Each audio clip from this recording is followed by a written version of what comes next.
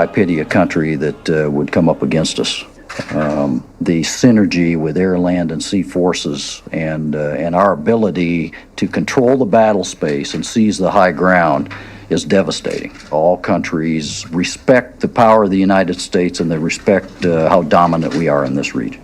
And we get better and better and better.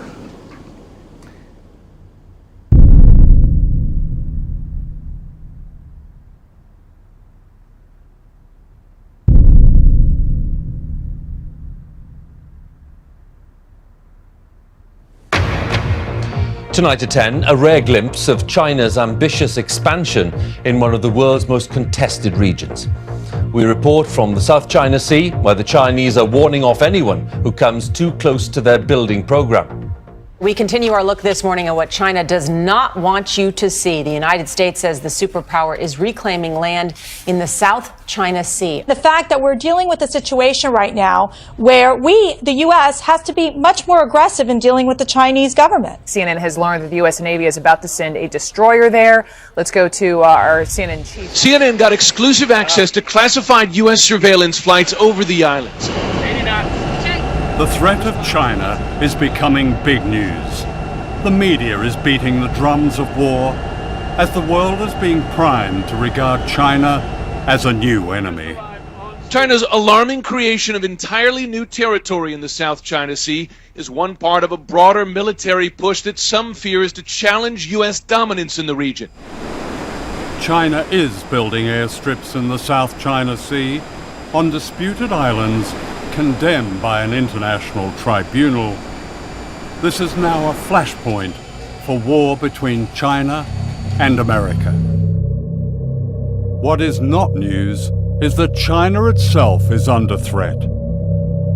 These American bases form a giant noose encircling China with missiles, bombers, warships, all the way from Australia through the Pacific to Asia and beyond. I mean, if you were in Beijing looking out, you stood on the tallest building in Beijing and looked out at the Pacific Ocean, you'd see American warships. You'd see Guam is about to sink because there's so many missiles pointed at China. You'd look up at Korea and see American armaments pointing at China. You'd see Japan, which is basically, Japan's a glove over the American fist. I think if I was Chinese, I'd have a little to worry about American aggressiveness. And we have China surrounded, and we're doing more all the time to try and keep it surrounded and deepen that containment of China. But China presents a fascinating case of a country that is independent, doesn't have foreign bases on its territory, growing very rapidly, not as rapidly now as it did for 30 years, but still the second-ranking economy in the world. We have an adversary. And that adversary is China. And that adversary, unless there is dramatic reform inside China, will be our enemy someday. One myth, I think really that needs to be dispelled is that somehow China's aiming to replace America and gonna run the world. It's not. Well, first of all, the Chinese are not that stupid.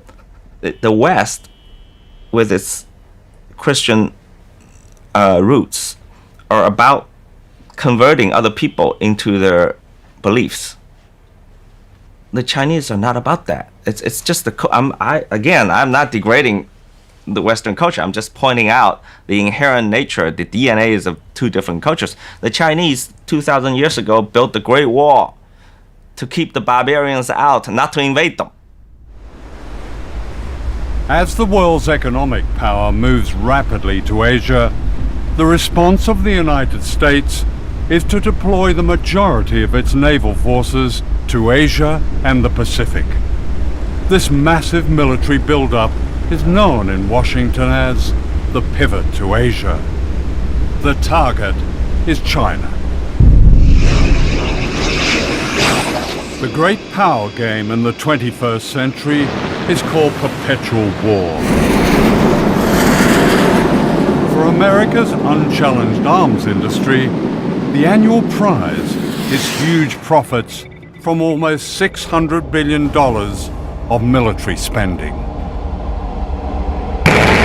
Once an imaginary weapon on Star Wars, the electromagnetic gun is now reality. You're sitting there thinking about these next generation and futuristic ideas, and we've got scientists who have designed these, and it's coming to life.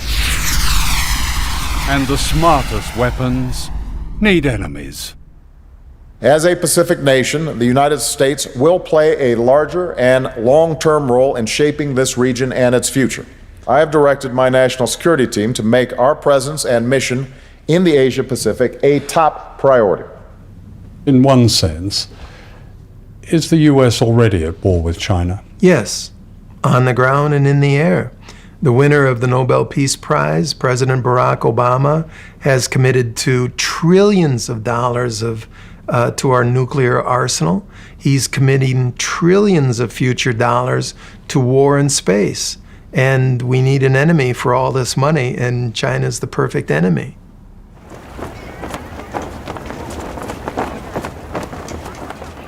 The aim of this film is to break a silence. The United States and China may well be on a path to war, and nuclear war is no longer unthinkable. In a few years, China has become the world's second biggest economic power.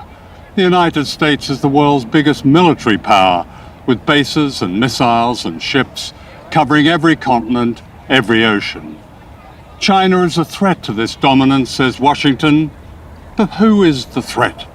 This film is about shifting power and great danger.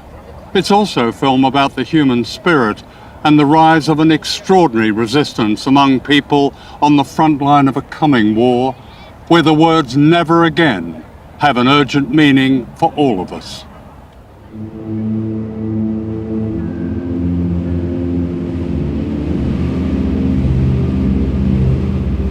This is Bikini, the rim of an ancient underwater volcano in the Marshall Islands. With its necklace of 23 islands, Bikini is a place of beauty and silence and menace. Look closely where the Emerald Lagoon suddenly falls into a vast black hole. This is the crater of one of the greatest man-made explosions, the hydrogen bomb they call Bravo. It vaporized an entire island and poisoned almost everything and everyone. As our plane flew low, we seemed to touch its deathly void.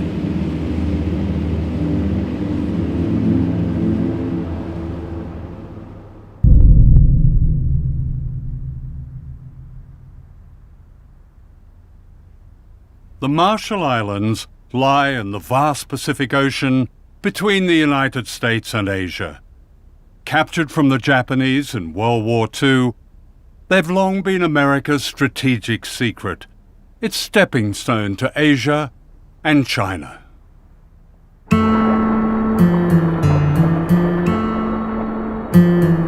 People here sustain themselves for thousands of years with abundant fish, breadfruit, and coconuts. They were skilled navigators who sailed by the stars. Westerners might call this paradise. Ingat tayo di kualke, naman ang peri, jangan ka lang ulip kayo. Medang iyan namin nga na ito ka na namin. Kung mga ito kayo na kanay. Paruwa namin ang nagkilabero, All that changed in 1946 when the United States took over the Marshall Islands as a trust territory, with an obligation to protect the health and well-being of the people. A nightmare began. The islands were turned into a laboratory for the testing of nuclear weapons and the people into guinea pigs. Crossroads, scene 24, take 2. In this propaganda film, the Bikini Islanders are being deceived. Unknown to them, plans were already underway to destroy their paradise forever. Will you ask King Judah that the United States government now wants to attempt to turn this great destructive force into something good for mankind, and that these experiments here at Bikini are the first step in that direction.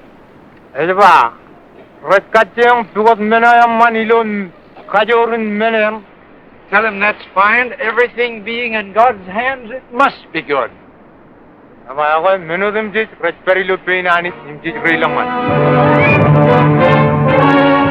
87 ships take positions 3 miles off Bikini to suffer the shattering impact of the 5th atomic bomb. Here will be An armada of warships was assembled in Bikini Lagoon in order to blow them to bits.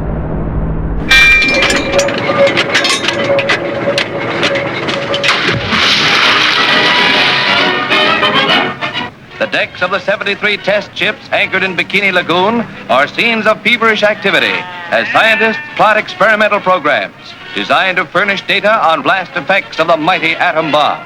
Animals of many Animals were strapped to their decks like a perverse Noah's Ark. The experiment was to see how they died, how they burned. Special ointments are applied to determine their protective qualities.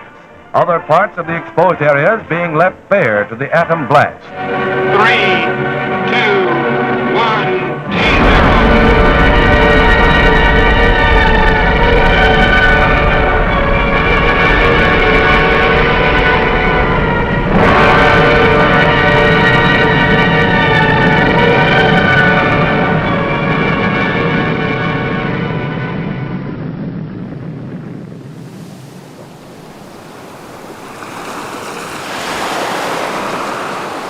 Yo ci bongonin rane me aro la kwamo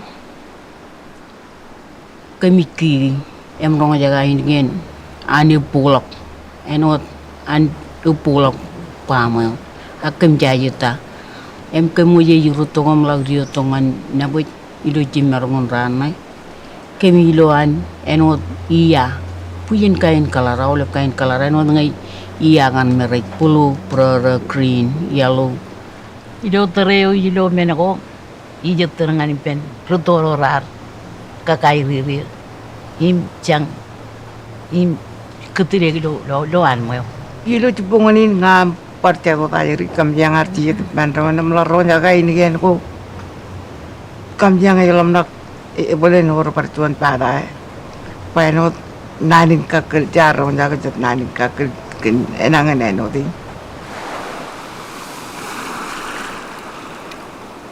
Being on Bikini today is disturbing ghosts. I struggle through the jungle to the bunker where they pressed the button at 6:45 on the morning of the H-bomb test. Now claimed by the undergrowth, it's like a subterranean temple to modern times. They drank milk-made powdered milk, smoked Lucky Strike cigarettes, and later this sign was erected that's beyond irony. It says, "Please leave this property as you find it. Thank you for your kindness and understanding."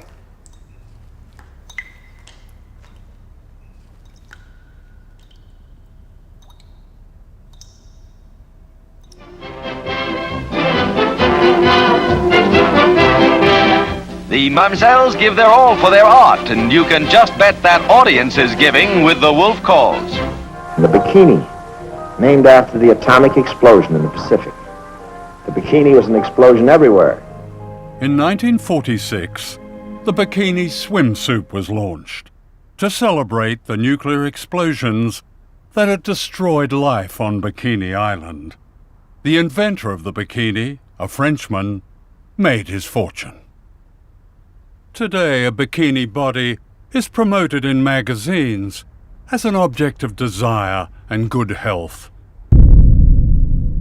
The bodies of the people of Bikini and other islands are the most irradiated in the world.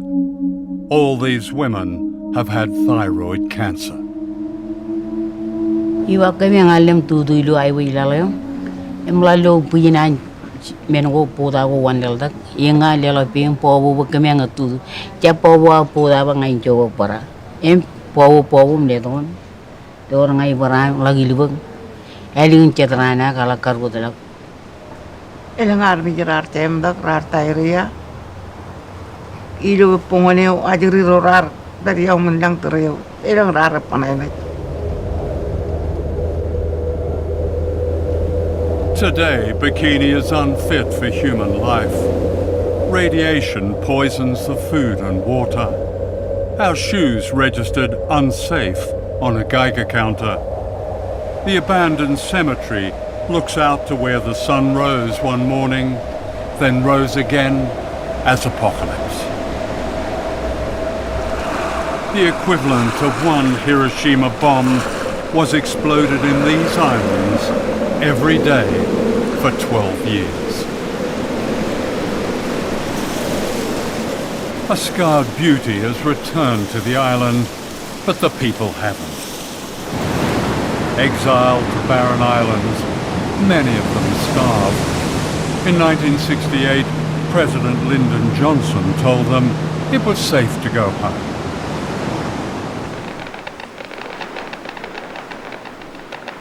But it wasn't safe, and the US authorities knew it wasn't safe. Ijalaga minin priamar garar kamana nga echep accident aglukun molin garar rar do godin kokuri ijin ya enigan enim im inkiye unair tongom enot program kana ido kan garana kaga yo chongan an cherwal payini pem aga garja accident manai.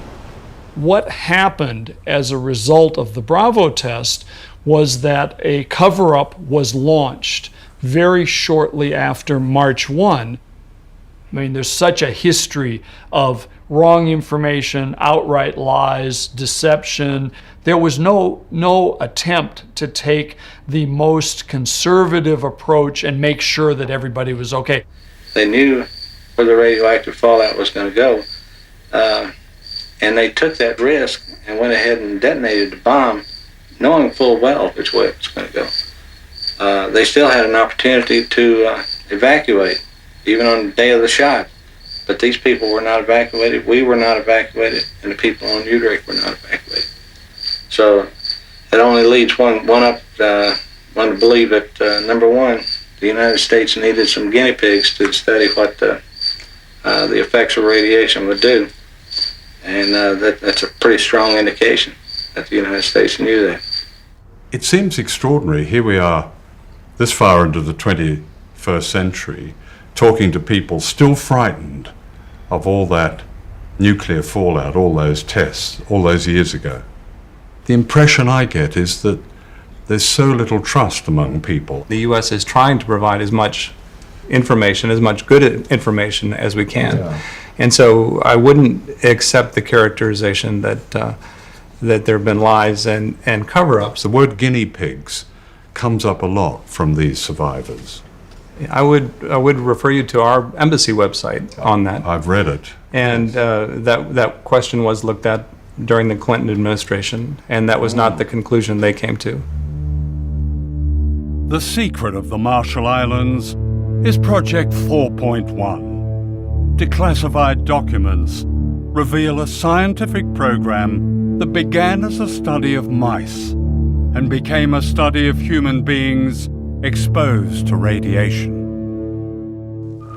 Chicago is where it all began, and to the AEC Argonne Labs in Chicago last week came 7 men, natives of the Marshall Islands. Leben is from Utrecht. He and the rest were irradiated by our March 1954 hydrogen bomb test. John is mayor of Rangala, which is 100 miles from Bikini. John, as we said, is a savage, but a happy, amenable savage. His grandfather ran almost naked on his coral atoll. The white man brought money and religion and a market for his copra. John reads, knows about God, and is a pretty good mayor.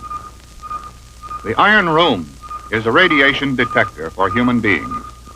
Inside, John, the mayor, whose first visit to the white man's country meant San Francisco cable cars and Chicago skyscrapers and streamlined trains, whose first visit to the white man's country meant the Iron Room. A savage governs his life by ritual. And he understands this because he thinks of it as a new ritual. Sitting alone inside the room. Outside, a strange kind of priest in a long white coat. When the ritual of the Iron Room was over for John, it began for the others. As each finished, he was told it was over, and he was given apples and other good things to eat.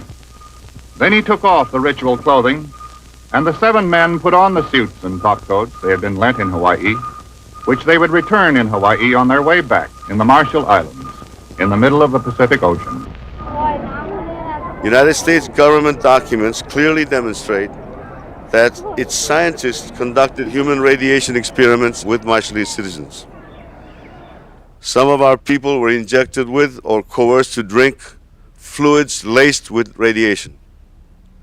Other experimentation involved the purposeful and premature resettlement of people on islands highly contaminated by weapons tests to study how human beings absorb radiation from their foods and environment.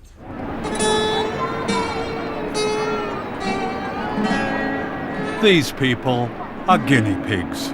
They are part of the experiment Project 4.1. They're being returned to Rongelap, an island 100 miles from Bikini, by the US Navy. They were told repeatedly it was safe to go home. This happy couple believed they were going home to safety. The man is John and Jane, the mayor of Rongelap, the happy savage from the Iron Room in Chicago. His wife is Majua, and this is their baby son, Lekoj. They had no idea of the horror that lay ahead. They are being returned to an island described by a US atomic energy official as by far the most contaminated place on Earth. He added, "It will be interesting to get a measure of human uptake when people live in a contaminated environment." The people of Rongelap remained on their poison island for 28 years as guinea pigs, the objects of regular scientific examination. Ngay chập dukun malele lang nangan mi rewalo pera kan kay ngay chap ta ijajek nangan mi gin rewalo jan cancer mama arbar thyroid ber jelelo ni menu nongon thyroid me ngay chap rar chap apredi etan value chadu rar apredi im isbar reaction turui adakan terus mi ngay chap tamak ke chun accident kan ke chalali lu dan chất nan ra nó gì.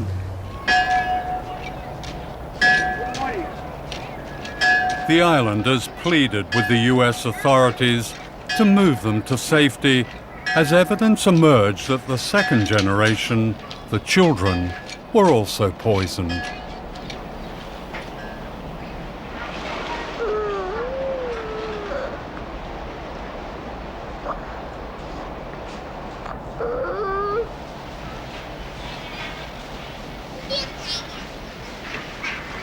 Desperate to leave, the islanders called on Greenpeace to rescue them. This ship, the Rainbow Warrior, moved the entire population to an uncontaminated island.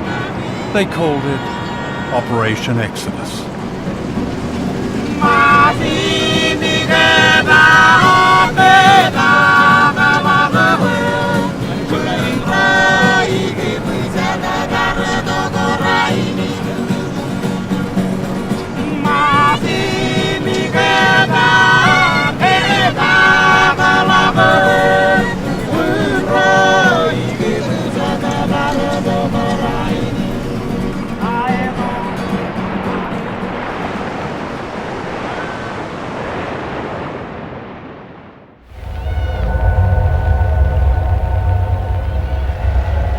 This is Dr. Robert Conard, a leading medical scientist of Brookhaven National Laboratories. Conard devoted his distinguished career to examining the islanders.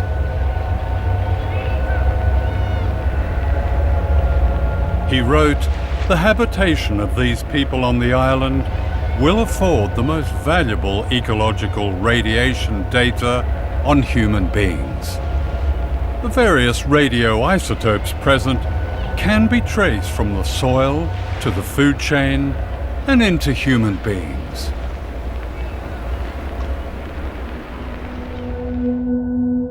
Dr. Conard gained the trust of whole communities. When he brought the islanders to New York to be examined, he showed them the sights and had them over for a barbecue.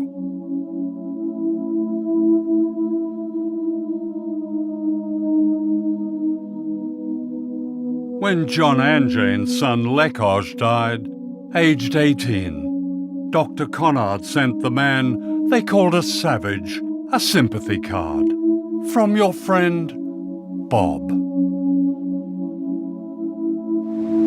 In 1957, Majua Anjane was the smiling young woman seen here on her way back to Rongelap, unaware of the danger she and her family faced. This is Majua 28 years later, grieving the death of her son Lekoj from radiation poisoning.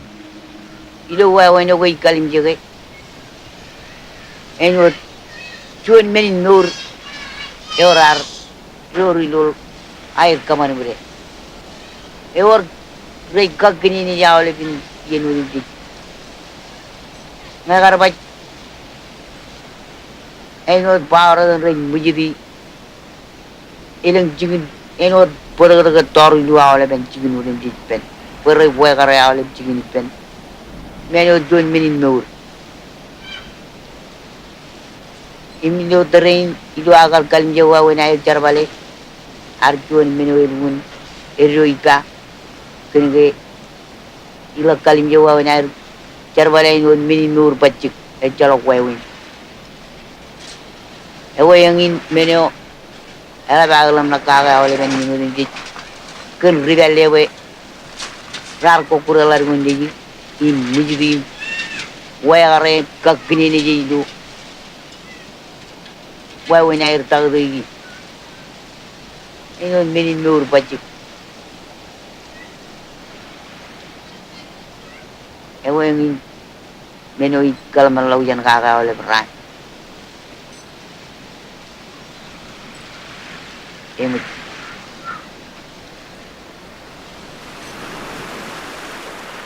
Like her son and her husband, Majua died from a virulent cancer. I don't see any great clinics that have been established by, if not the Department of Energy, certainly not by the US government. There's a clinic downtown in Mount Rowe.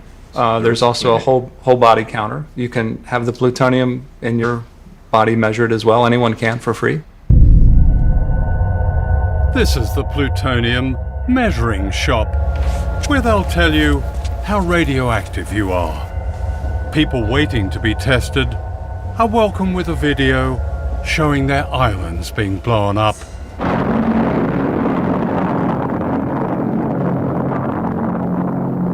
And this reassuring commentary. Yahwehkom Aulip, Etahin Bill Jackson, Program Manager of the Department of Energy, DOE Marshall Islands Program.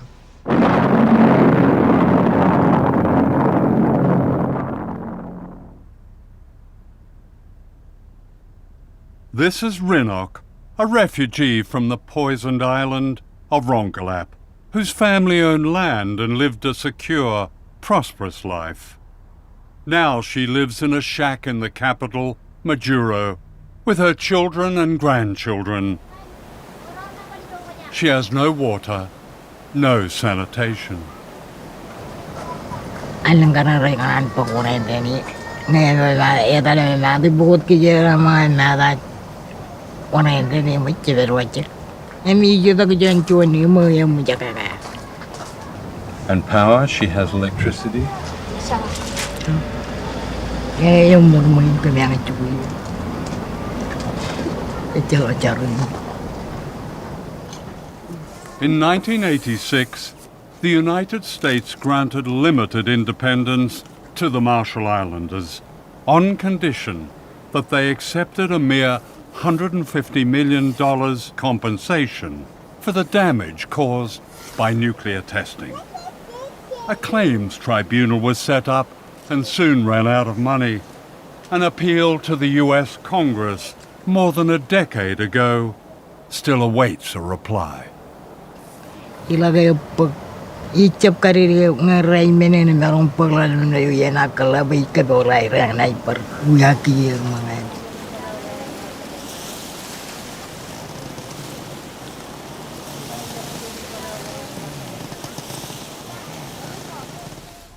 Darlene Keju Johnson was a young health worker who became the champion of her people after she discovered the full extent of their suffering caused by nuclear testing, that many more islands were poisoned than the Americans claimed. This remarkable speech in 1983 broke the silence. I bring greetings from the Marshall Islands and throughout Micronesia. We have hundreds of women who have miscarriages. We have leukemia cancers. We have thyroid cancers. We have stillbirth babies. We have nowadays, I just come back from home, and I have talked to many women and men in the population, is that we have babies we call jellyfish babies. A baby is born on a labor table, and it moves up and down like this. It's a colorful, ugly thing. It does not shape like a human being. It moves up and down like this on a labor table because that thing is breathing. That is a baby. In 1982, Darlene married Gift Johnson, the author of this tribute to his wife. Darlene was one of the liveliest, most entertaining individuals that I have ever had the pleasure of knowing. She was a voice for the voiceless. Like so many Marshall Islanders, Darlene died of cancer, age 45.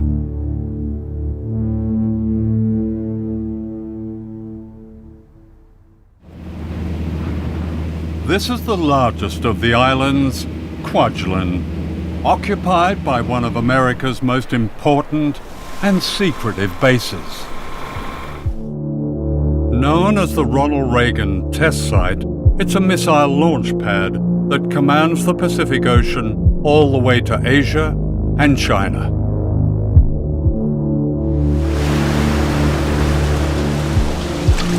Here, the people of the Marshall Islands are once again being subjected to the testing of weapons of mass destruction designed for a coming war.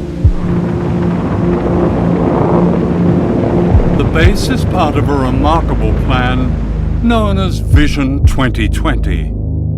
Devised in the 1990s, its aim is described officially as full spectrum dominance. This means control of all land, sea, air, cyberspace, and space. 5, 4, 3, 2, 1. Ignition. From California, almost 5,000 miles away, the U.S. Air Force tests its intercontinental missiles by firing them at the Marshall Islands. Imagine a missile coming screaming out of the sky. It's absolutely terrifying. I think that there's really nothing that I can imagine that would be more terrifying than this. And we're talking about devices that any one of them could go off course. None of this disturbs life on the base, where small-town America has been recreated, a wonderland of the suburban good life. Enjoy it. Thank you. Fabulous. But there's nothing better than living on a tropical island. I pretty much have beachfront property, you know? It's great. I love it here.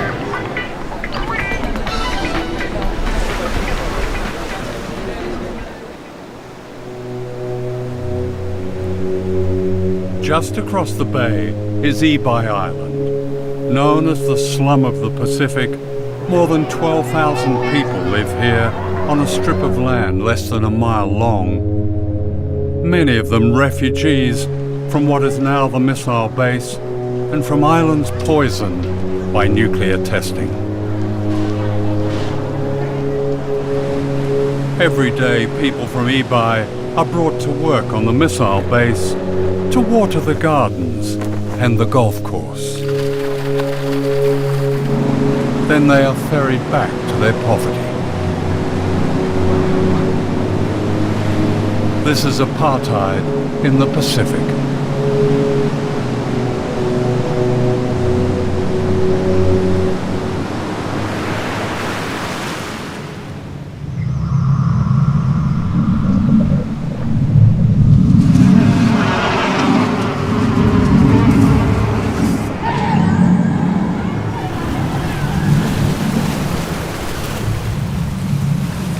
Ebi needs a lot of things. What? Medicine, Getting medicine. education, and job. Vegetable and fruits. Vegetable and fruits. Yes. Here we are, it's a tropical island, and you need vegetable and fruit. Yes. Fish, vegetables and fruit were once abundant on Ebi. Today fish is contaminated by toxic pollutants, says the Environmental Protection Agency. Now the only food most people can afford is processed and imported. They have the highest rate of diabetes in the world.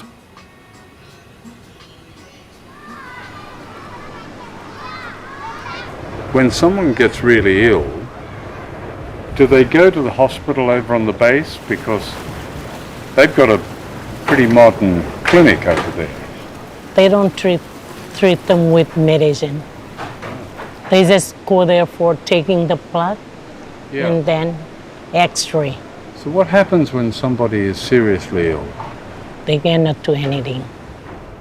The most consistent example given is the example of the Ronald Reagan missile site and Ebi next to it. On the Ronald Reagan missile site, there's a vivid example of the United States, golf courses and swimming pools and all kinds of amenities. Right next to it is what is called the slum of the Pacific.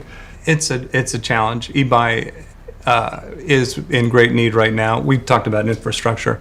One of the projects the U.S. is working with our Australian colleagues and with the Asia Development Bank is a sewer and water project, desperately needed for Ebi. Ebi is overcrowded. The schools need repair. Actually, the U.S. military did a survey back in the 70s and found that the sewers didn't work and the water didn't run and the electricity wasn't there.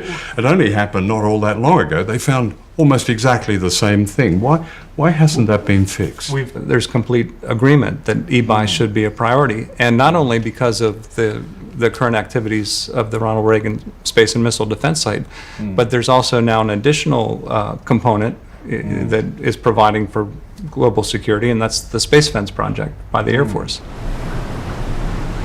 Every missile fired on the Marshall Islands by the U.S. military costs $100 million each. This derelict school bus is the only one on Ebi. They can't afford to replace it.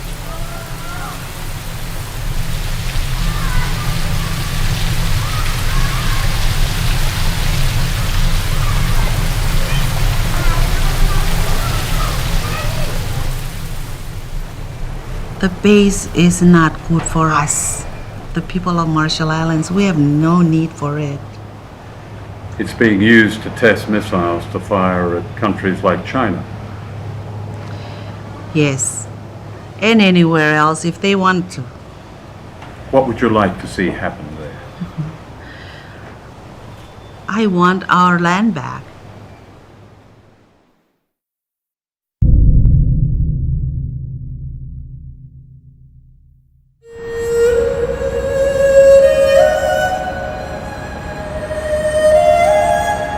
This is Shanghai, the historic port on the Yangtze River, China's greatest city. I had arranged to meet the American author James Bradley, whose latest best-selling book, The China Mirage, reveals an extraordinary hidden history of American power and modern China. It was almost illegal for someone like me to know a Chinese for almost all of American history. The Chinese came to America to mine gold and build the railroads, and Americans decided we didn't like the competition. So in 1882, we had the Chinese Exclusion Acts, which kept the Chinese out of the United States for about 100 years. So you have the largest population in the world that can't come to the United States. So at just the point we're putting up the Statue of Liberty saying we welcome everybody, we were erecting a wall saying we welcome everybody except those Chinese.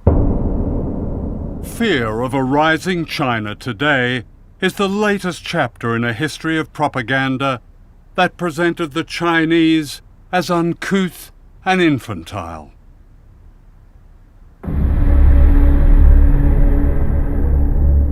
To Western popular and political culture, the Chinese became the yellow peril, and racial stereotypes bore the constant theme of fear and threat. Boris Karloff as the evil Fu Manchu, his passion for power twisting his brilliant mind as he revels in the horrors of human sacrifice and torture. Behind the mask of Fu Manchu. This caricature of an entire people concealed another agenda: opium.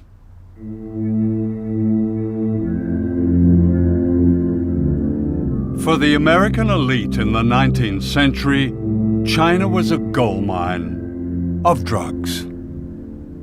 Warren Delano, the grandfather of Franklin Delano Roosevelt, was the American opium king of China. He was the biggest American opium dealer, second to the British. He welcomed the first American ship into China to help out with the opium wars. Much of the east coast of America, Columbia, Harvard, Yale, Princeton, were born from opium money. The American Industrial Revolution was funded by huge pools of money. Where did this come from? It came from illegal drugs in the biggest market in the world, China.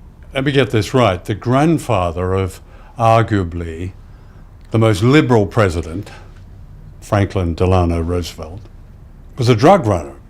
Yes, sir. Franklin Delano Roosevelt never made much money in his life. He had public service jobs that were very lowly paid, but he had yachts, he had summer homes, he had mansions in New York City. The kids went to private schools. He inherited a fortune from Warren Delano, his father, who was the American opium king of China.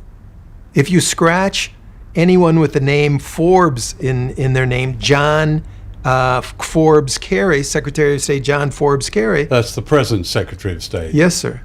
You'll find opium money. His great-grandfather was an opium dealer.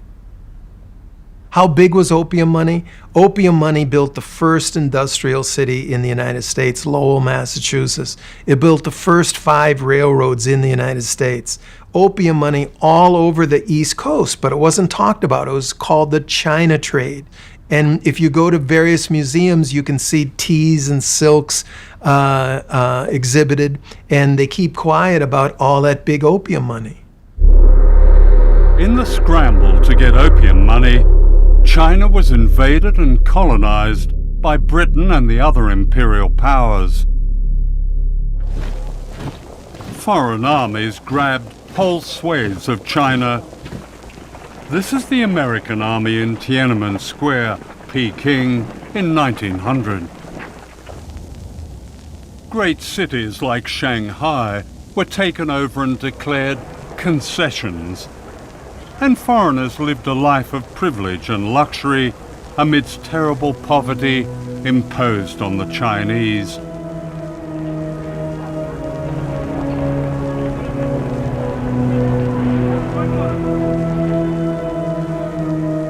resistance, known as the Boxer Rebellion, was put down with a savagery.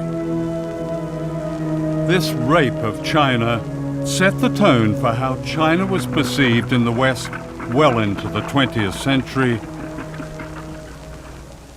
This is the distinguished historian Theodore H. White, an advisor to the White House, speaking in the 1960s. Perhaps China is too vast to be governed by mercy. Yet if Chinese mind craves order, they must be brought to recognize they are the biggest factor in the world's disorder. And we must untangle the madness of their mind. The most difficult task in the world is to reach the minds of men who hate you. What White was really complaining about was the loss of a China that the Imperial West could dominate, and the defeat of General Chiang Kai-shek, who with his famously powerful Christian wife, Mei Ling-sung, guarded America's interests in China. That is, until they were thrown out in 1949 by a communist revolution led by Mao Zedong.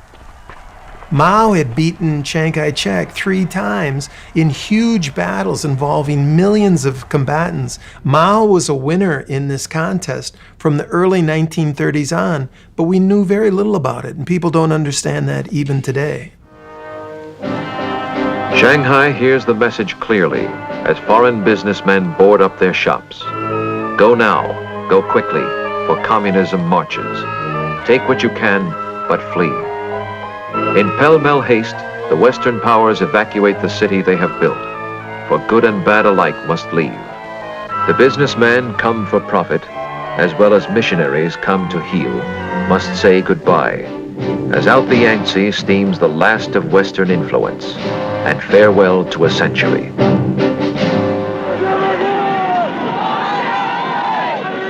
Even today, it's difficult to understand the paranoia ignited by Mao's revolution. As we look at China on the map, we can see that China is the basic cause of all of our troubles in Asia. I believe that for the sake of our safety, it is necessary to be prepared for the possibility of a Chinese missile attack on the United States. One of the myths about Mao is that he was an implacable enemy of the capitalist West.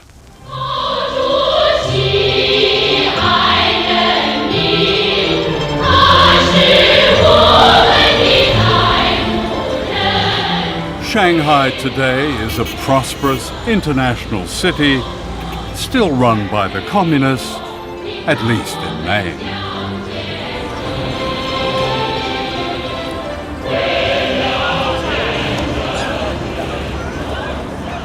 When I was last in China more than a generation ago, the loudest noise was the tinkling of bicycle bells.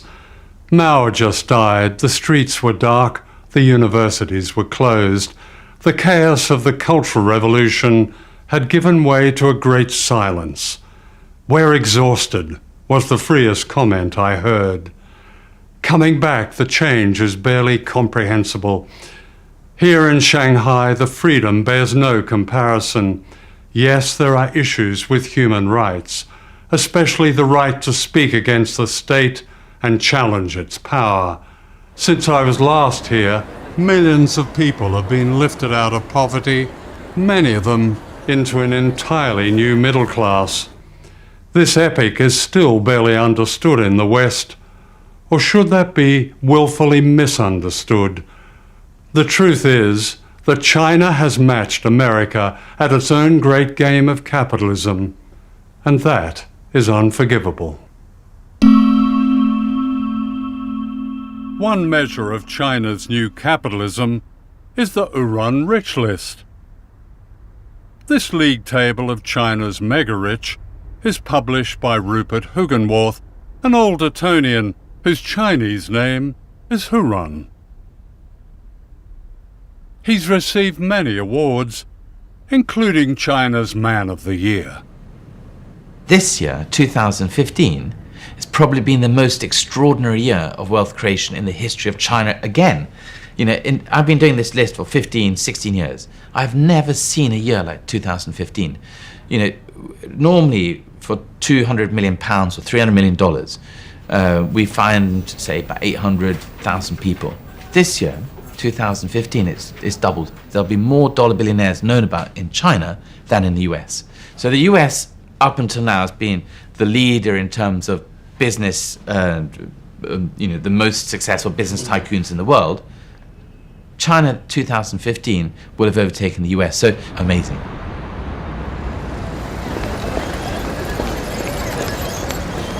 Modern China is full of telling ironies, not least this museum that was once the house where Mao and his comrades secretly founded the Communist Party of China in 1921.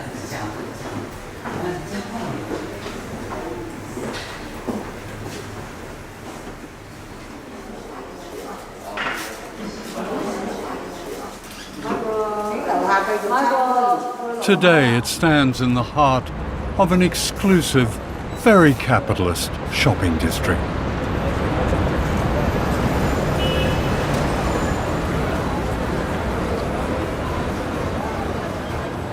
When you leave the shrine to China's Great Revolution, you're confronted by a surreal spectacle. For right outside where the Chinese Communist Party was born are the very symbols of capitalism. Starbucks, Apple, Cartier, Dolce & Gabbana, and down there perhaps the free market's greatest triumph, bottled water that ensures you live young, costing £6 for a small bottle in my hotel. Would Mao spin in his tomb if he was here? I'm not so sure. Hidden history is always a key to the truth. 5 years before his great communist revolution in 1949, Mao sent this secret message to Washington. China must industrialize, wrote Mao. This can only be done by free enterprise. Chinese and American interests fit together economically and politically. America need not fear that we will not be cooperative. We cannot risk crossing America. We cannot risk any conflict. Mao received no reply.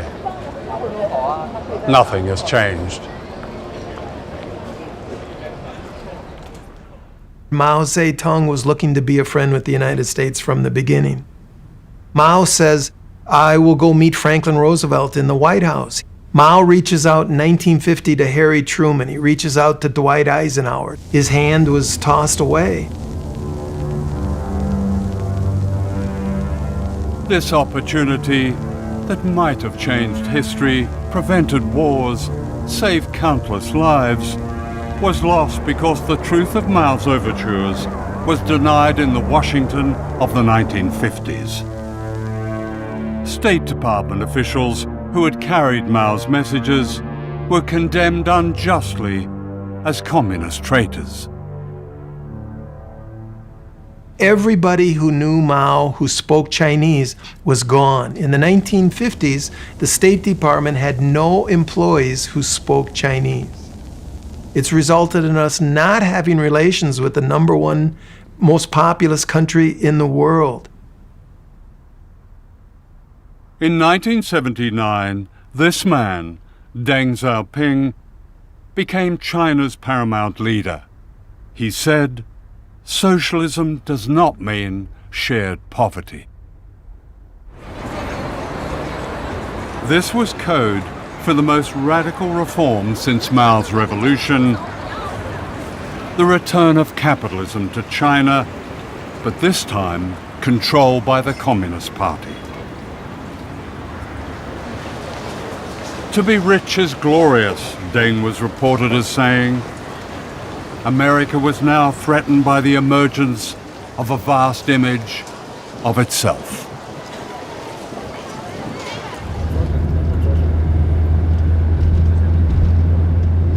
This is one of the many very exclusive gated communities in Shanghai, where an apartment is one of the prizes of the new communism.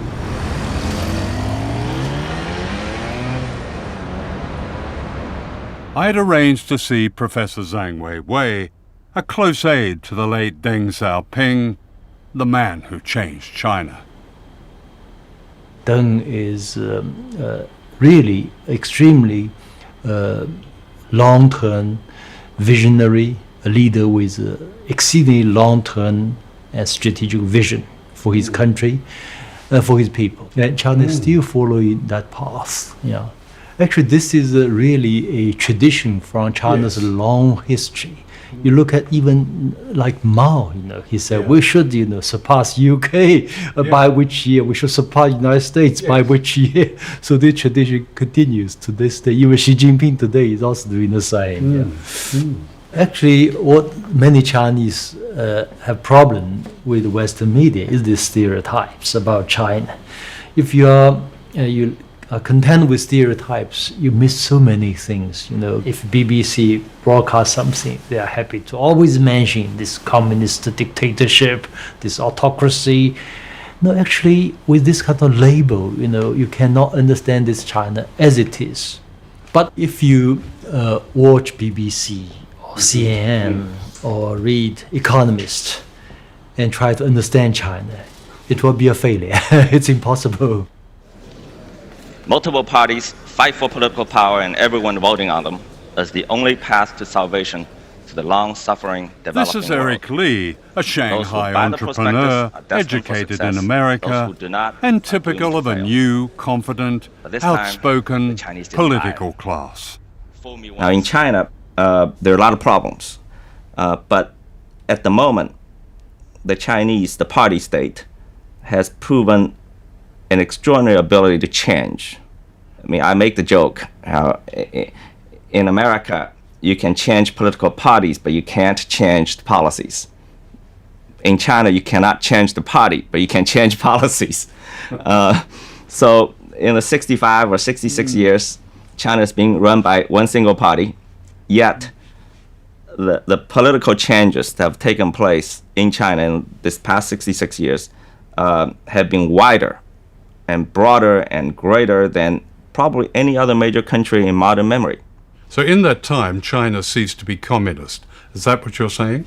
Well, China is a market economy, and it's a vibrant market economy, but it is not a capitalist country. Here's why. There's no way a group of billionaires could control the Politburo as billionaires control American policymaking. So in China, you have a vibrant market economy, but capital does not rise above political authority. Capital does not have enshrined rights. In America, capital, the interest of capital and capital itself has risen above the American nation. The political authority cannot check the power of capital. And that's why America is a capitalist country, but China is not. This is the ironic title of a best-selling book by Zhang Leisure, a journalist and critic who lives in Beijing. Many Americans imagine that the Chinese people live a miserable, repressed life with no freedom whatsoever. That's not quite true. If you speak to many ordinary Chinese people, they will tell you they feel their life are quite free. Some 500 million people being lifted out of poverty, and some would say probably 600 million people. That's a great achievement. For many Americans, the yellow peril has never left them. I think there's a fear about China. Of course, there's a fear of China's rapid rise, but it also has a lot to do with China's the label as a communist state. China's objectives are modest compared with their weight. They're not trying to run the world. They're not even trying to run Asia Pacific. I think they want to keep America from dominating the Asia Pacific. So they have what they believe is their rightful place in Asia Pacific because of the long civilization, long history, and their size. So their objectives are really modest compared with their capacity. The wealth, the new wealth in China, they often say this is the product of self-made entrepreneurial skill. Yeah. But is it not also the product of the exploitation of people at the bottom? What are known in China as migrants, but they're not really migrants, they're Chinese. If you really, go to talk to these migrant workers, you will find quite surprisingly, over the past 5 to 7 years, they have experienced a greater income increase than any other social groups. China is not a class society. But China is a class society. These are the homes of migrant workers, people who build and service the new China.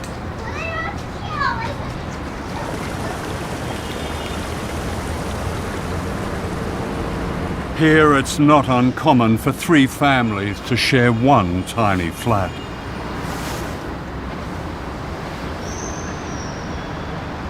You would associate a socialist country with equality, but unfortunately, since the reform has started, China has become one of the most unequal societies in the world. The income gap is widening. Government, I feel, have retreated some of the responsibilities, left the market to take over, but the market does not always treat women kindly. Some private companies, they would just refuse to hire child-bearing age women. And sometimes when women become pregnant, they will sack them because they don't want to pay the maternity leave. And in fact, the income gap has grown much bigger between men and women. Your old boss, Deng Xiaoping, presided over the bloodshed in Tiananmen Square. What would you say to the survivors of Tiananmen Square? Because so many of those did fight for what they saw as democratic change in China. In 1989, there were 2 political forces. One was those represented by the Chinese students. Their hero was Mikhail Gorbachev, who happened to be in Beijing. Their slogan was, Soviet Union's today, China's tomorrow. So the idea was political reform first, other reform second. Otherwise, China would be hopeless. And Deng's message was the opposite. He thought Gorbachev was an idiot. He thought, China must have economic reform first, other reform second. This priority must be set clearly. Unfortunately, at that particular moment in 1989, the 2 political forces could not reach a compromise. So definitely a tragedy occurred. It was more than a tragedy. It was a massacre, of which the memory remains a raw presence in modern China. Why does the Chinese state still fear the few who speak out? And I'm thinking of Liu Xiaobo. Exactly. I mean, this man won the Nobel Peace Prize, and he's in prison. He's violating Chinese law, by a big margin. So actually the freedom of expression, similar views are aired by many people, but he's really going to the extreme. Liu Xiaobo challenged the government to implement democratic reforms and has spent a total of 13 years in prison. Why can't a confident China accept a criticism like this? So Nobel Peace Committee makes huge mistake. They owe the Chinese an explanation. If you cross the line, you violate the constitution, you violate so many laws, you should be punished.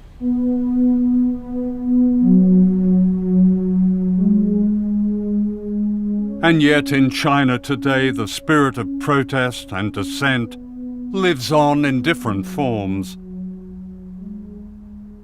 In 2015, strikes and community protests and activism reached record levels, this resistance is seldom reported in the West. So there are lots of protests in China.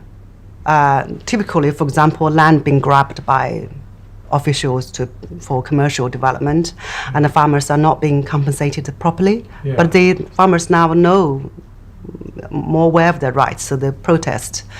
Or young workers from the factory, they demand a better wage or better working condition. But many of the protests, they are economic driven, not political driven. They are regional, not nationwide. So this kind of things will unlikely develop into a real movement, or so-called, you call that revolution. Yeah. So the Mao's revolution was the last revolution? Well, never say never.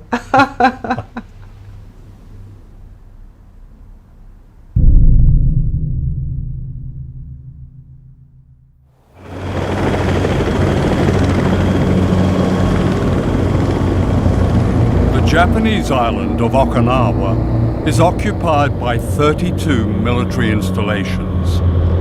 From here, the United States has attacked Korea, Vietnam, Cambodia, Afghanistan, Iraq. The sky is full of planes and helicopters.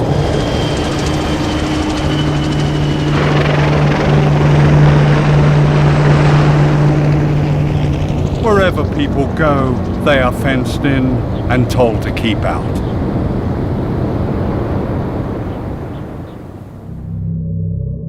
Okinawa is the front line of a beckoning war with China.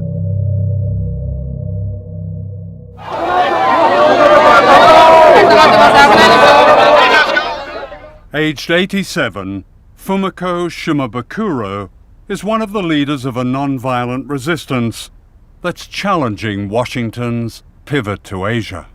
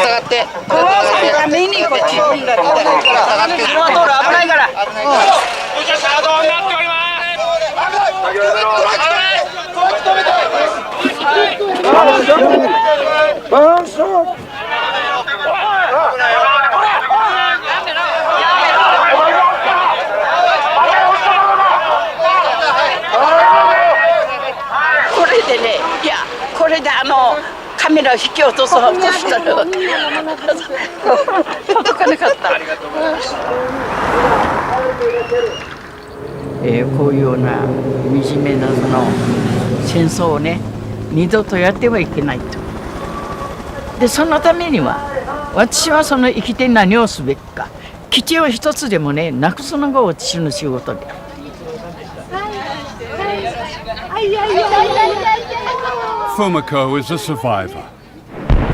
A quarter of the civilians on the island were killed in the American invasion in 1945, and a fear of war has been passed through the generations.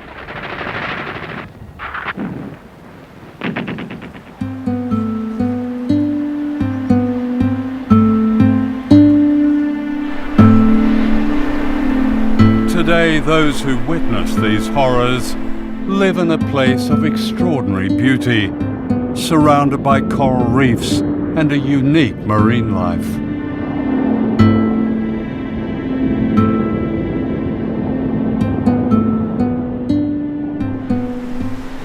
It was here in Hanoko Bay that the survivors of World War II sought refuge, and it's this they're now fighting to save. It's an epic struggle that pits these island people against the greatest military power on Earth.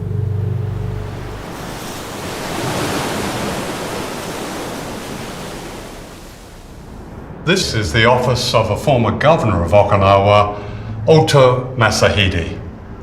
What he has done is create not so much a museum, but an appeal to the outside world to understand the resistance in Okinawa, to understand the suffering, to read its hidden history. It begins in 1945 when the Americans invaded. Here is General MacArthur arriving in Okinawa. A second invasion happened 10 years later in what became known as the Bulldozers and Bayonets campaign. American forces seized prime agricultural land, burned farmhouses, and killed livestock. The dispossessed people of Okinawa marched the length of Japan, appealing for help. This wall is devoted to a resistance in Okinawa that never ceases. Everywhere people go on the island, they are confronted by this sign. It tells them they must not go past this fence topped with barbed wire. These fences run like great ribbons across the island, and the bases themselves cut swathes across Okinawa. But all around them are people with this continuing demonstration, this continuing resistance. And they have a message. It's people of the world. Watch what Japan and the US are doing. Don't let them force the bases on Okinawa.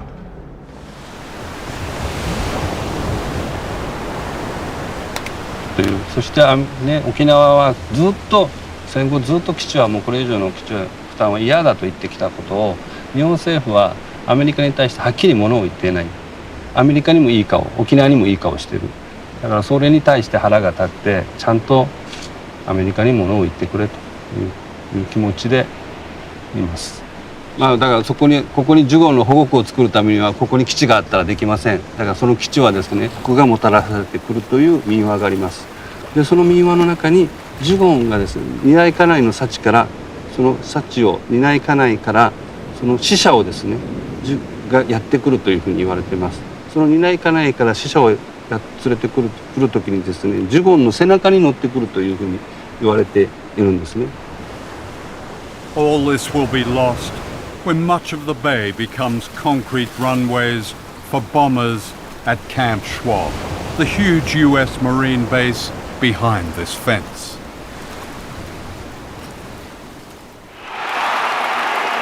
In 2014, Okinawa elected a new governor, Takeshi Onaga, who won by a landslide on one issue, stopping the new base at Hanoko. This was election night outside the American base at Camp Schwab.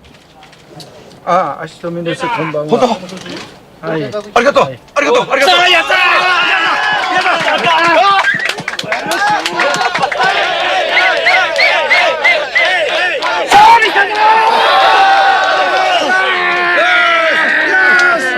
勝利。なんとも言えない涙が出てきました。自分たちが頑張った分、でもね、これからその基地がなくなるまで私は頑張りたいと思ってます。本当に今日は生きていてよかったと思います。はい。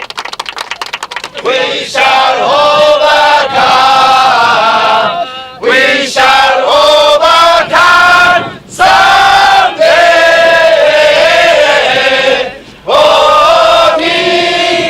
In my heart, I do believe we shall overcome someday.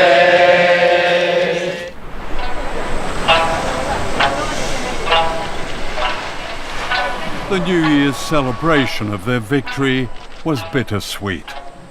The government in Tokyo resented this unprecedented challenge to its authority. The issue is now in the Japanese courts.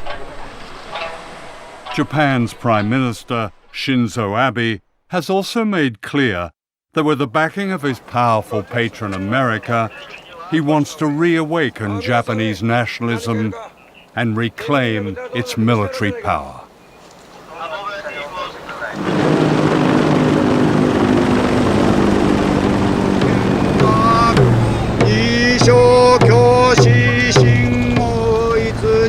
While we were filming this ceremony outside the base, on a day when people paid respect to their departed loved ones, giant American helicopters circled above us, intimidating as always.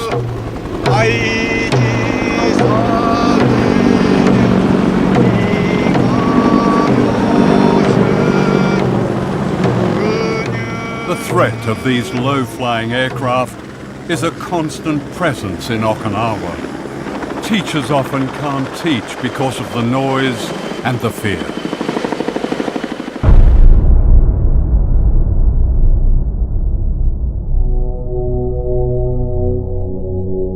This was the carnage when an American fighter crashed into a primary school after the pilot had ejected to safety.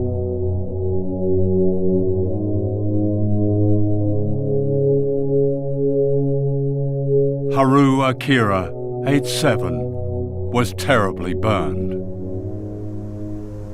これは10時半頃かな、それでメソールだったから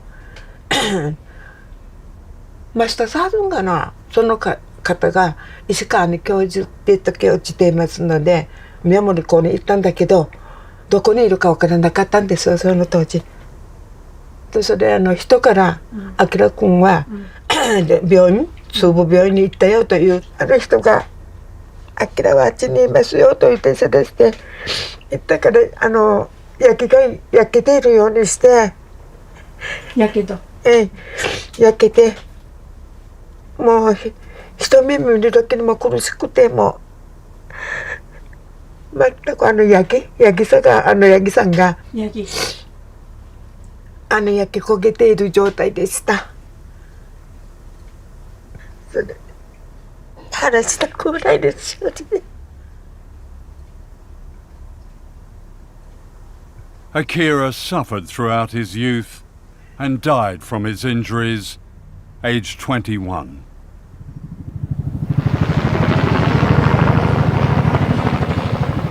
Another tragedy waits to happen on Okinawa. US military aircraft have been involved in 44 accidents on the island. The latest threat is this hybrid plane, the Osprey, notorious for its safety issues.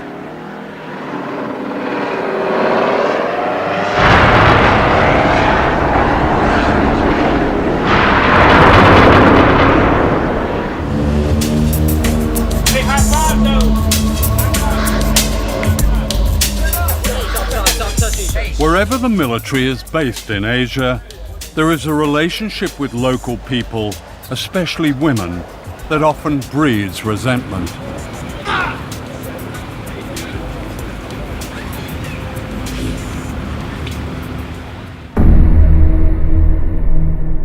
In Okinawa, this resentment ignited a riot in 1970.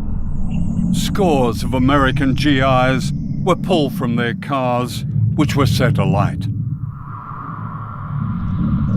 For Washington and its compliant ally in Tokyo, it's this kind of insurrection that they fear.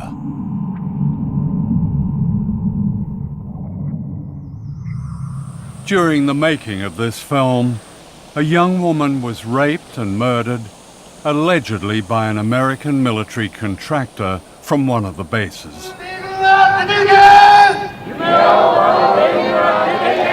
It was the latest of thousands of cases of violence, and it brought massive crowds into the streets, demanding an end to the military occupation of their country.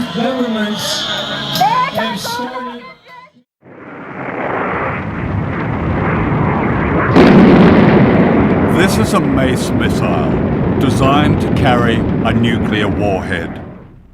During the Cold War, the United States secretly installed nuclear weapons at this launch pad in Okinawa. Most of them were aimed at China.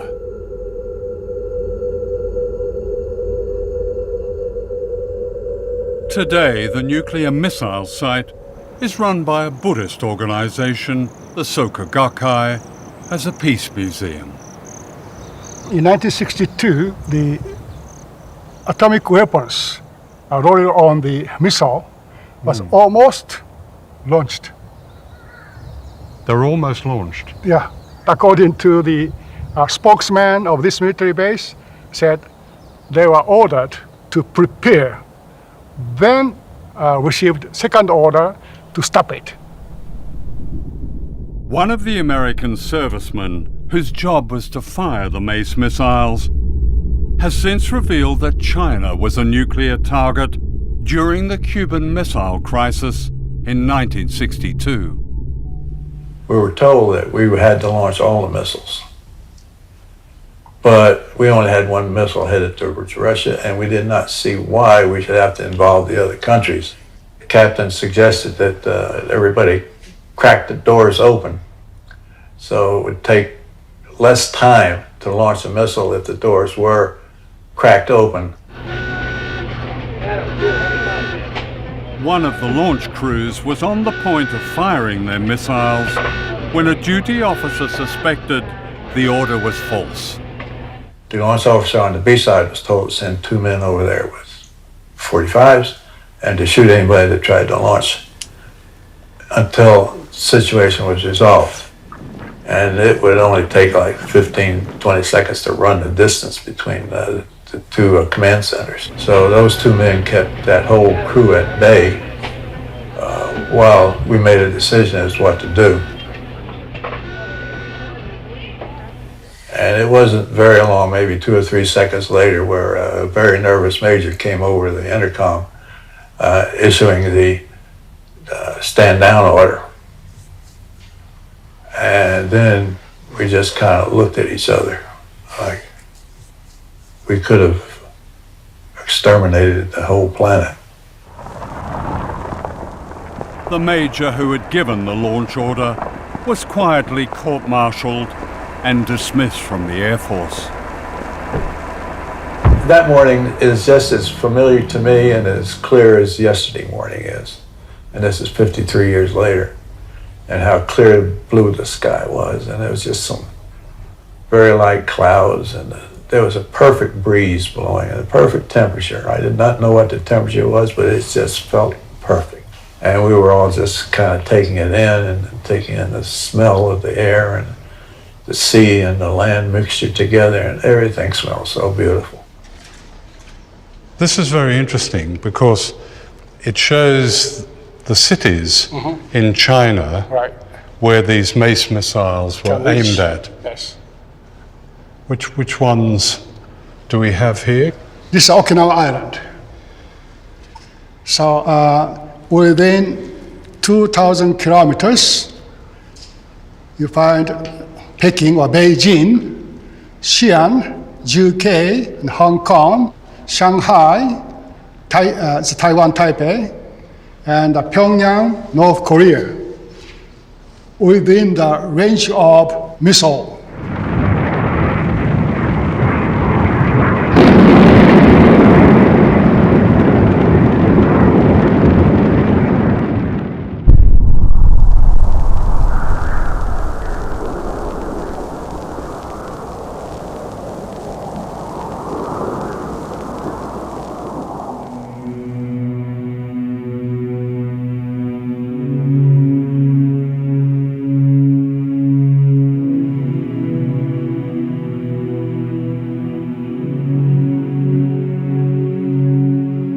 This is the work of the Okinawan sculptor Kinjo Minoru.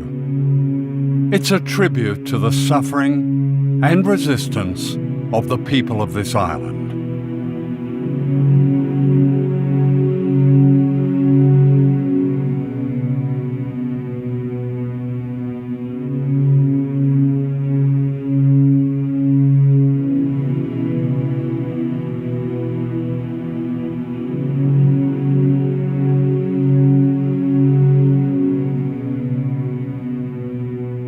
More than 1,000 miles away, on the Korean island of Jeju, these symbols of struggle are hauntingly similar. The work of Korean sculptor Ko Gil-chun represents another fight of island people for freedom.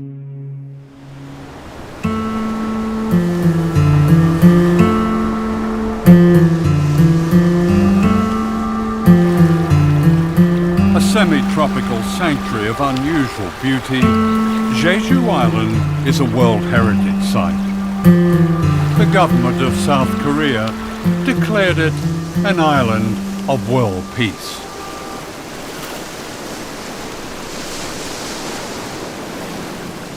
But on this island of peace has been built one of the most provocative military bases in the world, less than 400 miles from Shanghai.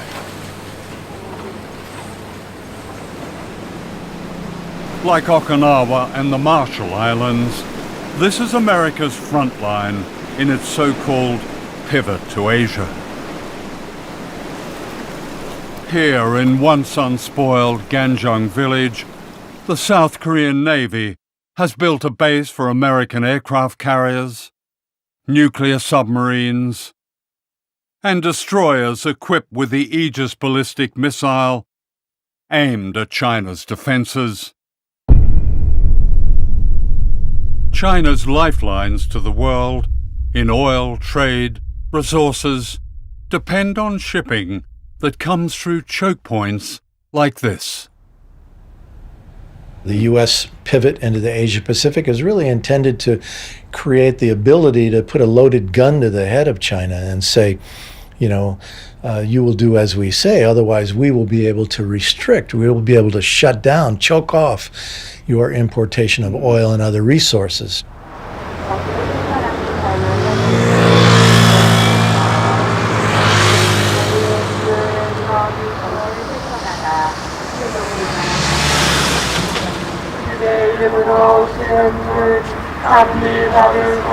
For 9 years, every day, often twice a day, these Catholic priests have staged a mass that blocks the gates of the new military base on Jeju Island.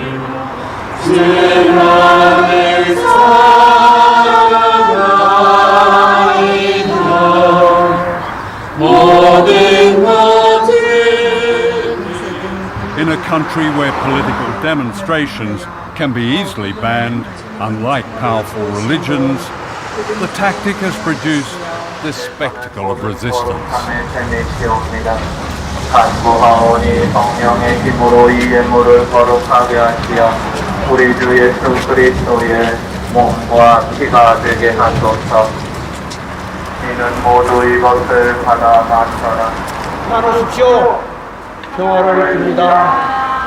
Father Moon Jong-hoon has led the fight to stop the base being built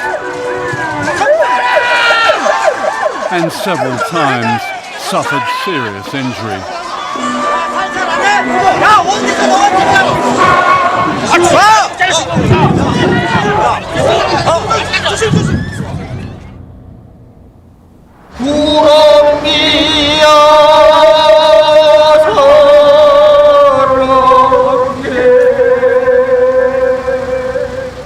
I sing 4 songs every day, before Mass, during the Mass, at the end of the Mass, and the end of the Rosary. Yeah. The content of the song is very beautiful. The writer and the composer is the musician from this island. So I love him very much. And he gave me the song that I practiced. And I became a master to sing that song because I practice every day. Well, you sing it with such passion.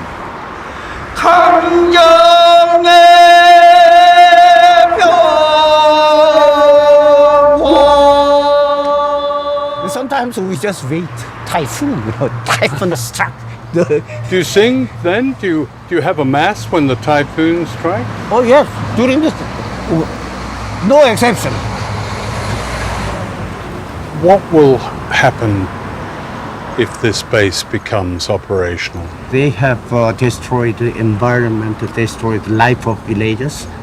No, we should be witness of that oppression and violence, you know. Why do they do it? Well, they'd like to rule the Pacific area, whole area, right? They'd like to make China isolated in this globe. Yeah. You know? It means U.S. government want to be emperor of this world.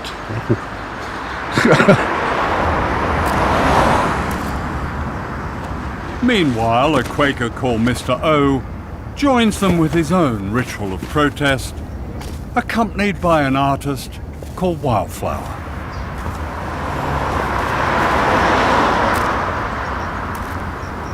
오초원 선생님이 삼보일배를 하다 보면 이렇게 바닥에 숙여야 되잖아요.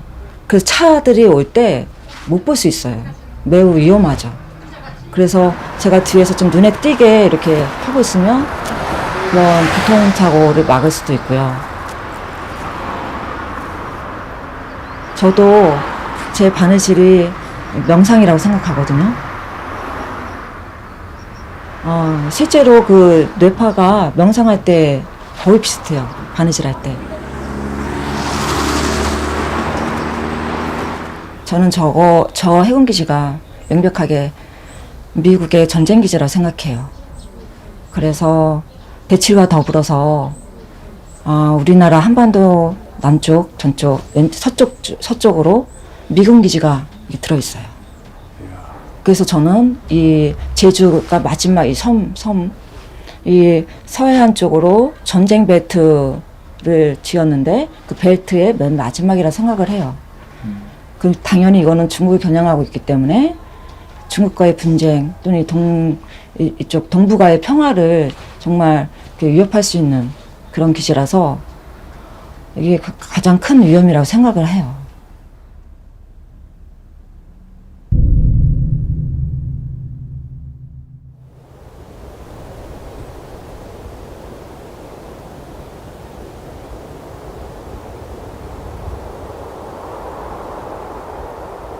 This is the center of an empire that never speaks its name, whose power is represented in this extraordinary world map of American military bases.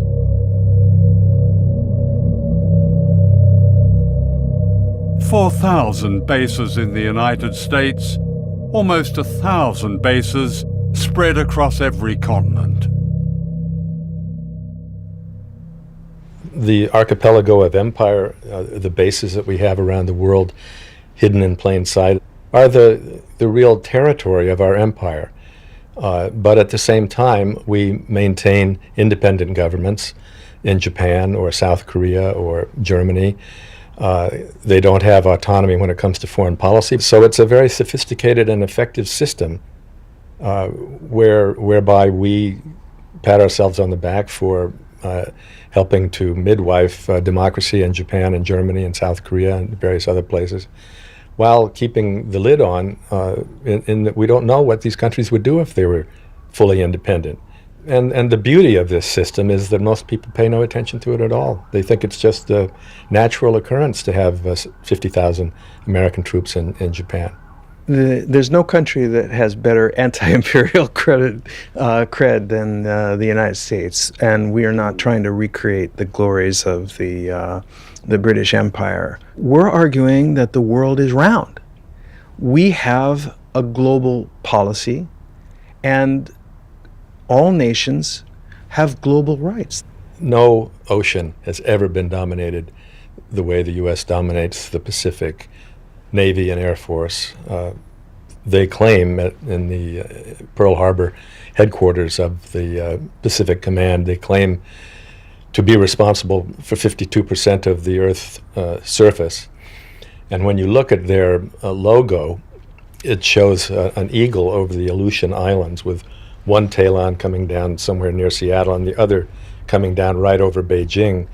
So Beijing looks at a network of bases, a real archipelago of empire that's been built up since the Korean War. You have had, and still have, an arc of bases that start in Australia and go through the Pacific. We have no bases in Australia. You have Pine Gap, you have Darwin, and you have a new facility in Western Australia. No, to speak precisely, we have no military bases in Australia. What we do is operate with and in Australian bases. Yeah. But we're not in the basing business nowadays. There's a growing collection of what are referred to as lily pad bases. These are bases that have typically 200-300 troops, no family members, very few amenities, and are often quite secretive. They're bases that are frequently constructed within a foreign country's base to disguise it, and generally are not referred to as bases. Many of these bases have been set up to combat China's worldwide economic influence. From these bases, the United States operates a secret army in 147 countries. If you're going to be a free country rather than give in to every gangster regime in the world, you're going to have to take a risk, because those gangsters, they want to eliminate good people in the world so they can and in China they want to dominate all of the Far East. They want to dominate, just like Japan wanted to before World War II. Their goal was to dominate that part of the world. Today, because there's been no political reform in Beijing, these guys want to dominate a huge chunk of the planet. Twilight struggle. Andrew Kurpenovich served on America's National Defense Panel. He's a military strategist and war planner. You've written that airstrikes and naval blockades have a role to play in punishing China. You've described the need for sea mines. You've described the need for special forces, US special forces, and missiles placed in islands. This sounds like a preparation for war. Our first president, George Washington, said, if you want peace, prepare for war. And essentially, what the United States is doing, again, is responding to provocative behavior on the part of China. And just as we did in the Cold War, the idea was to have a position of military strength such that your adversaries were not tempted to act in aggressive ways or try and employ coercion to get their way. I mean, just last week, the US Navy sent a guided missile destroyer into the Spratly Islands in South China Sea. And what was different about this, I think, was that Chinese fighters scrambled. That sounds like an escalator. Well, again, from an American perspective, the escalation was the Chinese beginning to militarize these islands in the first place, moving its military capabilities down into that region, engaging in provocative behavior against the commercial activities and military forces of other minor countries in the region that have claim to those islands. So it's a response to Chinese intimidation. Excuse me, how is commerce being intimidated in the South China Sea? There have been no military forces, no military bases there. The Chinese... Except the United States military base. Not in the South China Sea, and not even in the Philippines, because the United States withdrew its forces in the Philippines. But the United States is back in the Philippines. The Philippines and the United States have announced 5 different locations scattered all throughout the Philippines where U.S. troops will be stationed on a rotational basis. This threat to China from yet more US bases on its doorstep was not an issue when an arbitration tribunal ruled against China's claims to the strategic Spratly Islands in the South China Sea. In 2015, the US Navy rehearsed a blockade that would cut China's lifelines of oil and trade and raw materials. The danger of confrontation grows by the day. The US Navy is on the doorstep of China, regardless of disputed islands, and is there with low-draft ships, planes, battle groups. It's right on the doorstep. What if Chinese ships, what if the equivalent was off California? Well, John, we ask ourselves that question regularly, and it's important to put yourself in the other guy's shoes. Yeah. So, look, we don't operate in the Pacific in an effort to scare China, to contain China, to backfoot China. Our operations and our presence, first of all, is warmly welcomed by the vast majority of the coastal states, but secondly, is fully accepted by the Chinese. Time after time. Is it fully accepted? Yes. My impression. By their words. The Chinese My impression leaders, is that they're scared. And this is what they're scared of. a noose of bases right around China.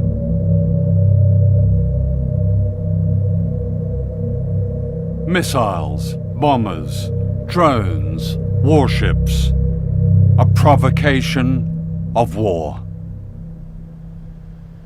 Today, I state clearly and with conviction America's commitment to seek the peace and security of a world without nuclear weapons. Under Obama, nuclear warhead spending has risen higher than under any president since the end of the Cold War. It's all a magician's show, because at the same time that Obama is talking about that, not only is he spending $1 trillion to modernize U.S. nuclear forces, but he's deploying these missile defense systems to encircle Russia and China, which makes it impossible to get rid of nuclear weapons in that climate. Everybody wants to look like they're tough. See, I got to be tough. I got to show you. I'm not afraid of doing anything military. I'm not afraid of threatening. I'm a hairy-chested gorilla, and you don't want to look like you're weak. So what you do is you talk more and more aggressively, and if you don't want to do it yourself, because you maybe think it doesn't look very presidential, you let somebody under you do the talking. And we have gotten into a state. The United States has gotten into a situation where there's a lot of military, saber rattling, and it's really being orchestrated from the top. Yeah. This seems incredibly dangerous, all of this. That's an understatement, I think, but I agree. Yeah. When you routinely plan for mass murder, you become conditioned to it. That's what this is. We accept it. Oh yeah, we have nuclear weapons. The Defense Secretary, he's just announced that there will be warships and special forces and planes sent to the Philippines, and the Wall Street Journal has described this as the vanguard of a major U.S. presence in Southeast Asia. That sounds like... Where does this end? What's the purpose? I mean, where are we going to stop this process before it starts a war? And then if the war starts, where does that end?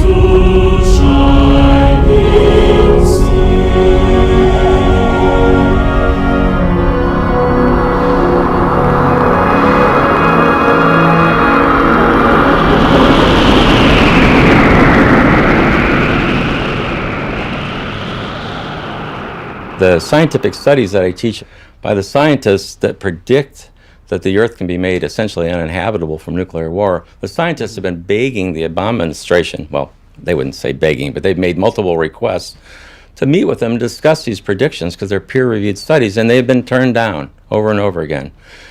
They've been peripherally told that, well, we don't think the long-term environmental consequences of nuclear war are all that important if the immediate effects of nuclear war don't stop it. But the long-term environmental consequences of nuclear war are liable to wipe out the human race. In one exchange, nuclear exchange between the US and China, what could be the consequences? Well, let me just give you an example of what one Chinese 4 or 5 megaton warhead would do to a city in the United States. If it got through, the detonation of that weapon over a city would instantly ignite about 600 or 700 square miles on fire. And within 20 to 30 minutes, all of those fires would coalesce into a single gigantic firestorm. There would be no escape from it, so all the people there would perish. So the U.S., with, say, hundreds of nuclear weapons on Chinese cities, well, when you combine all the smoke from these nuclear weapons detonating, it actually creates millions of tons of smoke. Black carbon smoke will rise above cloud level into the stratosphere. It's heated by the sun. It acts like a solar collector.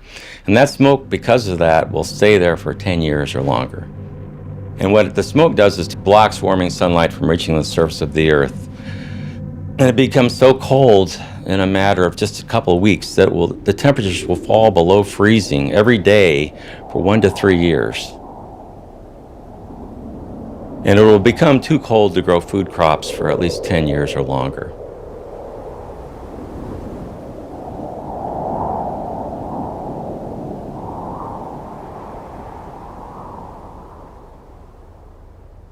I mean, there's like a total disconnect with the changing world. You have a giant rising power, in this case China. Why would you expect a giant rising power to not want to have more control over its destiny? What we should be doing, in my view, is trying to cultivate a sense of friendship and cooperation, and we can have our differences with them. If we think they're doing something in trade that we don't like, let's have it out with them. But this saber rattling is the worst thing we can possibly do.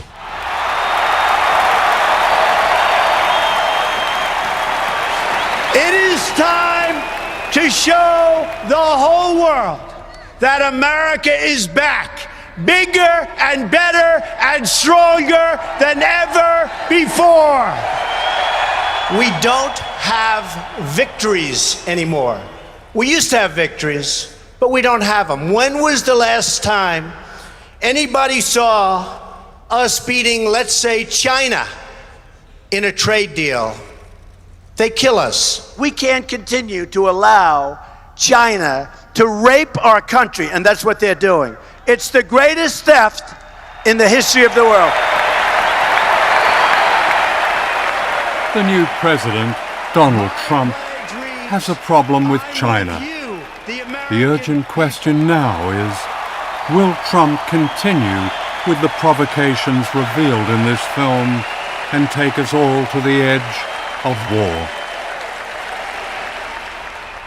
There never have been two countries more interdependent on each other than China and the US in history. And China is the largest trading nation in the world and in history. So China's economy and their society and their lives are linked to the entire world, including America and the West and all the other countries. So I think interdependence between these two countries and among all the nations of the world speak to peace.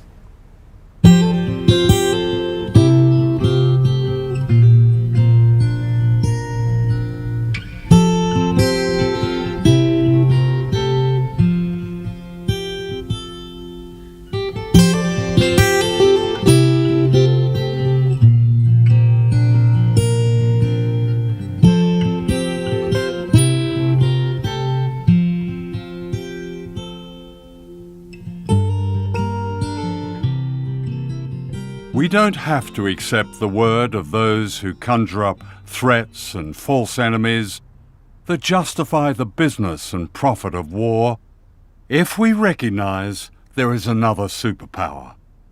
And that's us. Ordinary people everywhere, like the people of Okinawa, Jeju Island, the Marshall Islands, China, the United States. By speaking out, they deliver a warning to all of us. Can we really afford to be silent?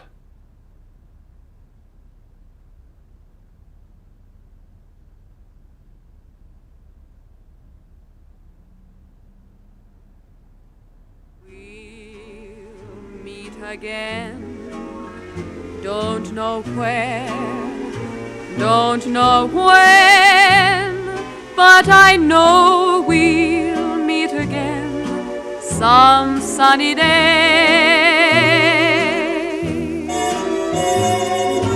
Keep smiling through, just like you always do, till the blue skies drive the dark clouds far away.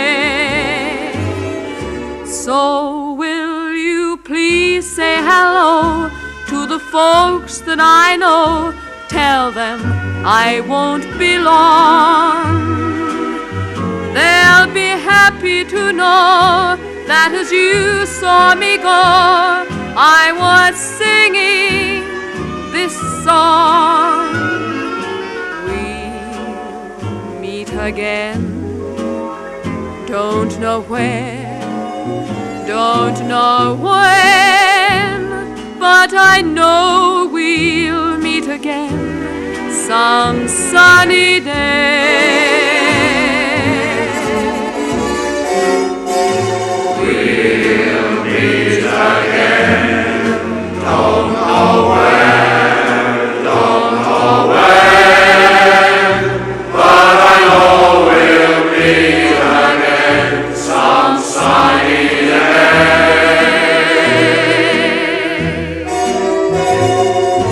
Keep smiling through, just like you always do, till the blue skies drive the dark clouds far away. So will